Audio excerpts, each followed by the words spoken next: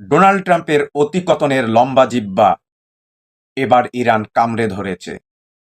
বিষয়টা কেমন?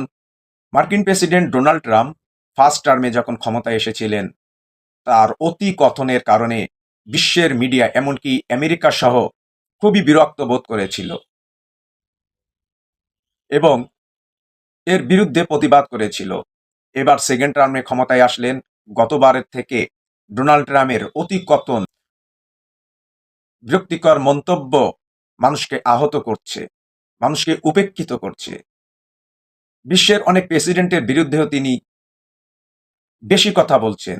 কেউ যদি অতি কথা বলে, বাড়াবাড়ি করে, তো বাংলাদেশের প্রবাদ বাক্যে আছে, তোর জিভটা বেশি লম্বা হয়ে গেছে।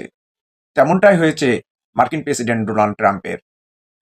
এবার দ্বিতীয় টার্মে যখন ডোনাল্ড ট্রাম্প ক্ষমতায় এসেছে, তার জিহ্বা এবার আরো বেশি লম্বা দেখা যাচ্ছে।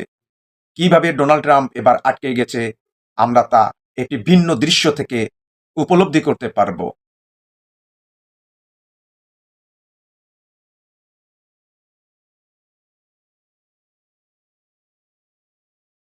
ইরানের বিরুদ্ধে অতি কথনের বাড়াবাড়ির ফল এবার মার্কিন প্রেসিডেন্ট ডোনাল্ড ট্রাম্প টের পাচ্ছে, যার কারণে সিজফায়ারের জন্য পাকিস্তানের দ্বারস্থ হয়েছে এবং এই যুদ্ধ থেকে বাঁচার জন্য ছটপট করেছে, সিজফায়ারের নামে এই যুদ্ধ থেকে সরে আসছে।